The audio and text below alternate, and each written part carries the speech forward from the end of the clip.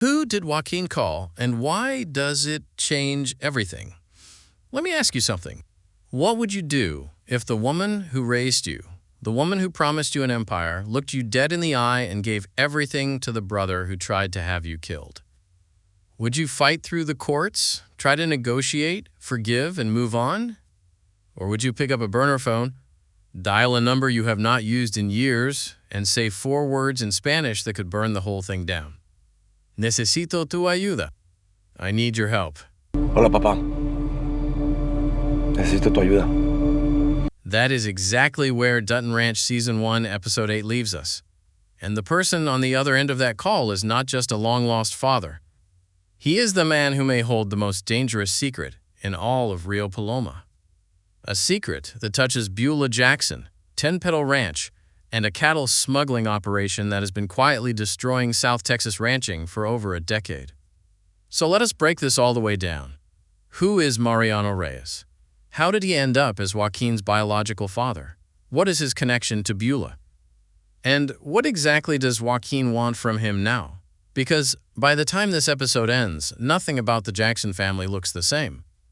First, let us talk about what Episode 8 actually sets up. Before we get to Joaquin and that phone call, the episode spends a lot of time laying bricks. Beulah survives her heart attack after an angioplasty. She wakes up in a hospital bed and immediately starts managing the fallout, asking Joaquin to accept Rob Will as successor, warning Rob Will not to touch Beth and Rip, and basically holding together a family that is coming apart at every seam. She lies to both of them, by the way. She tells McKinney she chose Rob Will because blood is blood. She tells Beth that 10 Petal runs better with their help, no matter who is in charge. She never tells anyone the actual truth, which is that Rob Will blackmailed her into choosing him by threatening Joaquin's life. So Beulah is protecting the empire by absorbing all the damage herself. That is important to understand, because it explains why Joaquin cannot simply wait for justice. There is no official channel that leads anywhere useful. The truth is buried under layers of family loyalty and fear, and every legitimate option Joaquin tries in this episode hits a wall. He brings the murder weapon to Sheriff Wade. Wade cannot issue a warrant without a body, and Rip has already moved and hidden Wes Ayers remains in an abandoned mine shaft. Joaquin suspects Rip knows where the body went, but Rip has every reason to stay silent because he tampered with evidence by moving the corpse in the first place. So Joaquin is cornered. The law cannot help him, his mother will not help him. And then Austin sits down at Beth and Rip's kitchen table and changes the entire frame of the story. Austin's confession and the real architecture of 10 Petal Austin finally tells Beth and Rip what Wes Ayers was actually killed for. The Jackson family did not survive the 2010 South Texas drought through better ranching. They survived because they were smuggling cattle across the Mexican border illegally, continuing to bring in large loads even after the border was shut down due to a screwworm outbreak. The paperwork for Border Patrol and cattle brokers was forged. The cattle were never properly inspected. And anyone who started asking questions about the tally books, like Wes Ayers, ended up dead. Austin puts it plainly, the Jacksons are not ranchers, they are thieves. That single line rewrites everything. It reframes Beulah's success as predatory. Because Mariano's operation was selling uninspected stolen cattle through brokers who did not know what they were handling. It even reframes that moment in an earlier episode where Beulah stopped bidding on the bull mid-auction. She may have recognized the broker as someone connected to Mariano's network and backed away to avoid the association. If that is true, Beulah knew the bull was compromised, and she let Beth and Rip buy it anyway. That detail is going to matter in the finale.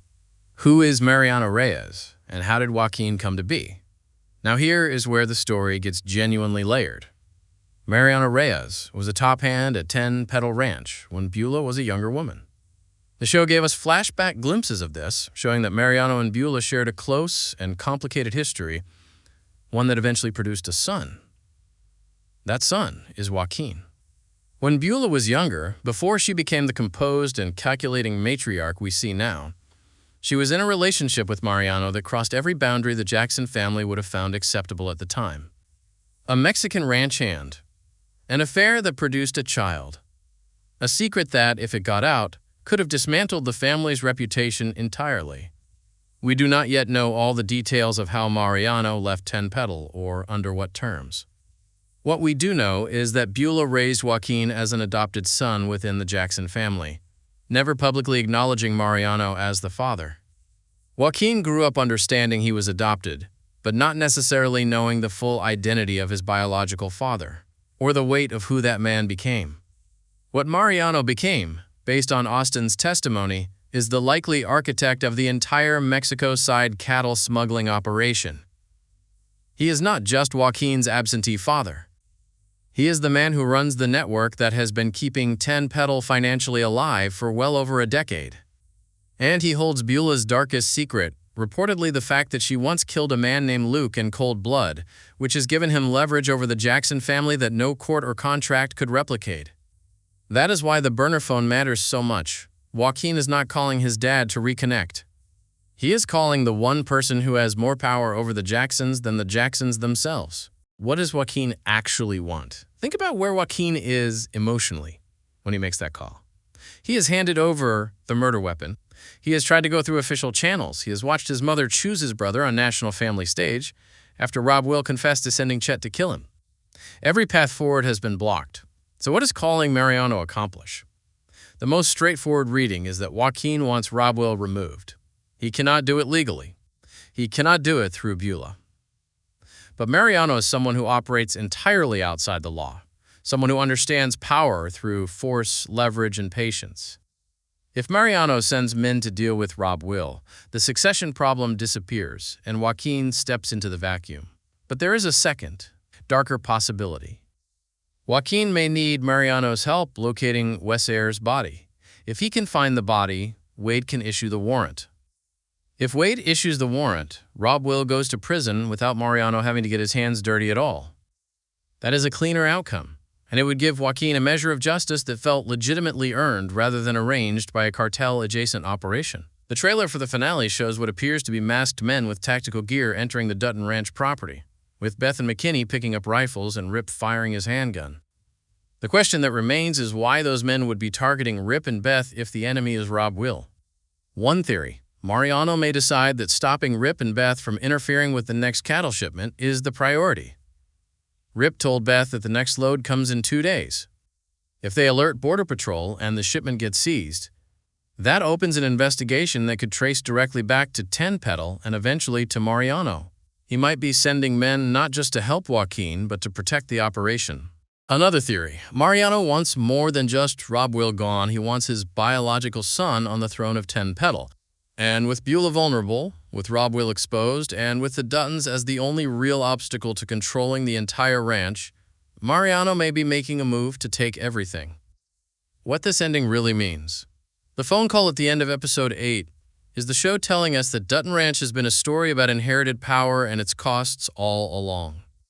Beulah built an empire through illegal means and passed the consequences down to her children. Rob Will inherited the violence. Joaquin inherited the political instincts, but not the title. And now, in desperation, Joaquin is reaching back to the very source of the corruption that made 10 Petal what it is. He is calling the man Beulah used. He is asking for the kind of help you cannot take back. The finale is set for July 3rd. And based on where every thread in this episode lands, it is going to force every character to reckon with exactly how far they are willing to go to keep what they believe they deserve. Mariano is coming out of the shadows. The question is which Jacksons will still be standing when he does. Drop your theory in the comments. Who do you think Mariano's men are really there to take down? And do you think Beth will ever forgive Beulah for what that bull cost them? Follow along for the full Season 1 finale breakdown, dropping after July 3rd.